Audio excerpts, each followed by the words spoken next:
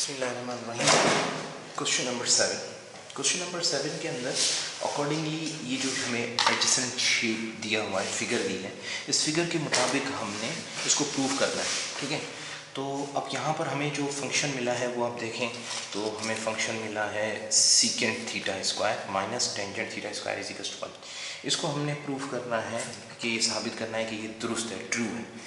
तो हम जानते हैं कि सीकेंट जो होता है वो सीकेंट फंक्शन की वैल्यू होती है हाइपोटेन्यूज अपॉन बेस, हमने याद किया हुआ है। ठीक है ना, सीकेंट ये भी देख लें, आप देखें सीकेंट किसके बराबर, हाइपोटेन्यूज अपॉन बेस। तो हम सीकेंट हाइपोटेन्यूज अपॉन बेस तो लेंगे, लेकिन कौन सा एंगल कौन सा लेंगे, किसके अकॉर्डिंगली, थीटा के अकॉर्डिंगली, यानी उसके मुताबिक। तो थीटा ये रहा, तो अब हम थीटा के मुताबिक हमने जो देखना है वो देखना है हाइपोटेन्यूज अपॉन बेस। तो इसका हाइपोटेन्यूज क्या है 3 और बेस क्या है इसका 4। तो हम यहाँ इसका आंसर लिखेंगे 3/4 और ये स्क्वायर करना है, हमने स्क्वायर कर दिया, माइनस उसके बाद है टेंजेंट, और टेंजेंट का फंक्शन होता है एल्टीट्यूड अपॉन बेस। तो हमने देखना है इसको थीटा के मुताबिक है, तो थीटा के मुताबिक हमने देखना है एल्टीट्यूड अपॉन बेस। तो एल्टीट्यूड इसका है 3 और बेस जो है वो है 4। तो हम यहाँ लिखेंगे एल्टीट्यूड अपॉन बेस, हाँ एल्टीट्यूड अपॉन बेस 3/4। तो नहीं, सीकेंट का फंक्शन है हाइपोटेन्यूज अपॉन बेस, तो हाइपोटेन्यूज तो सॉरी हमने गलत लिख दिया। देखिएगा इस थीटा का हाइपोटेन्यूज, ये जो फंक्शन है सीकेंट होता है हाइपोटेन्यूज अपॉन बेस, तो इस थीटा का हाइपोटेन्यूज 90 के सामने वाला है, यानी 5 आएगा, सॉरी ये 5 आएगा। ठीक है, हाइपोटेन्यूज अपॉन बेस, तो बेस तो यही है 4। ठीक है, और टेंजेंट के अंदर होगा ये भी, उसके अंदर भी हमने एंगल थीटा के हिसाब से देखना है, तो थीटा ये रहा, और टेंजेंट थीटा के हिसाब से एल्टीट्यूड अपॉन बेस, तो एल्टीट्यूड अपॉन बेस ये है 3/4। तो एल्टीट्यूड अपॉन बेस, तो हम लिखेंगे एल्टीट्यूड, इस एंगल का एल्टीट्यूड इसके सामने वाला 3 अपॉन बेस, बेस क्या है 4 है, तो हम लिखेंगे 4 और इसे भी स्क्वायर कर देंगे। अब हमने देखना है कि इज इक्वल टू 1 आता है या नहीं, अगर ये 1 आ गया तो यानी ये ट्रू है, यही हमने साबित करना। तो अब हम यहाँ पर 5 का, क्योंकि ब्रैकेट के अंदर पहले हल करते हैं, अंदर कुछ हल नहीं हो रहा, तो होल पावर खोलेंगे तो 5 का स्क्वायर कितना हो जाएगा 25 और 4 का स्क्वायर 16 माइनस, और ये 3 है, 3 का स्क्वायर कितना हो जाएगा 9 और 4 का स्क्वायर 16। ठीक है, उसके बाद हम जानते हैं कि इसका हमने क्या करना है, एलसीएम लेना है। इसका एलसीएम कितना आएगा 16 और 16 का, तो 16 ही आएगा, और ये 25 माइनस का 9 आएगा। 25 में से 9 को आप निकाल देंगे तो कितना आएगा 16/16, और जब फ्रैक्शन सिंप्लीफाई हो जाए तो उसको फिर कट ऑफ करते हैं, तो ये 16 1 16 16 1 16 इज इक्वल टू क्या आ गया 1, और 1 ही इसका आंसर है, यानी ये क्वेश्चन हमारा प्रूव हो गया। देखें यहाँ हम लिखेंगे प्रूव्ड, ठीक है ना, ट्रू भी। तो ये 1 कैसे प्रूव हो गया, क्योंकि ये देखें क्वेश्चन के अंदर क्या लिखा था कि सीकेंट स्क्वायर और minus tangent square theta is equal to 1 आएगा अकॉर्डिंगली इस शेप के मुताबिक। तो इस शेप के मुताबिक जब हमने क्वेश्चन को हल किया तो यहाँ देखें ये इसके हमने वैल्यूज़ ली, और हल करने के बाद देखें 1 के बराबर आया, ये जो वैल्यू है 1 के बराबर आनी चाहिए थी, 1 के बराबर आती, यानी क्वेश्चन प्रूव हो गया। ये हमारे पास क्वेश्चन नंबर 7 जो है वो क्वेश्चन हमने अभी हल कर रहे हैं। अब क्वेश्चन नंबर 7 का ये हमने फर्स्ट पार्ट हल किया है, अब इसका दूसरा पार्ट हल करते हैं। ठीक है, इसके दूसरे पार्ट के अंदर हमारे पास वैल्यू है एक क्वेश्चन और, जिसको मैं हल कर लेते हैं, और वो क्वेश्चन नंबर है 5th। मैं 5th क्वेश्चन लिख रहा हूँ, और 5th क्वेश्चन में है टेंजेंट कोटेंजेंट, टेंजेंट थीटा, फिर है cotangent theta is equals to 1। ठीक है, tangent theta cotangent theta is equals to 1। तो इसको भी हमने इसी फिगर के मुताबिक सॉल्व करना है ना, और ये प्रूव करना है कि 1 के बराबर आना है। तो टेंजेंट होता है एल्टीट्यूड अपॉन बेस।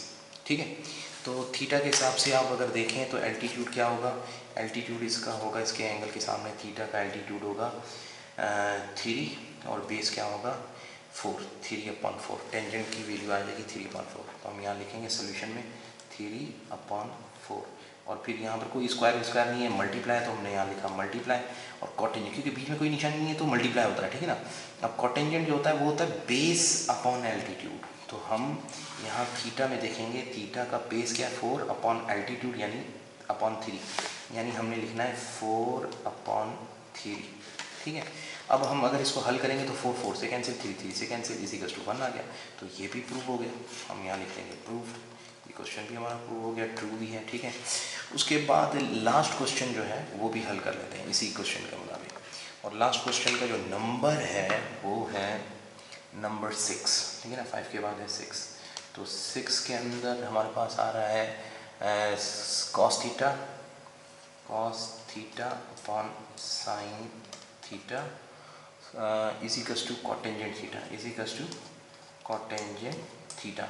अब हमने इनकी वैल्यूज़ को फाइंड करना है, ठीक है ना, और प्रूव करना है कि ये sine theta cos theta upon sine theta is equals to cotangent theta के बराबर आना है। ये लास्ट क्वेश्चन है इस एक्सरसाइज का। तो अब इसको सॉल्व कैसे करेंगे, हमने अकॉर्डिंगली इसी शेप के मुताबिक इसकी वैल्यूज़ को पुट करवा कर प्रूफ करवाना है। तो अब हम जानते हैं कि कॉस का फंक्शन होता है बेस अपॉन हाइपोटेन्यूज।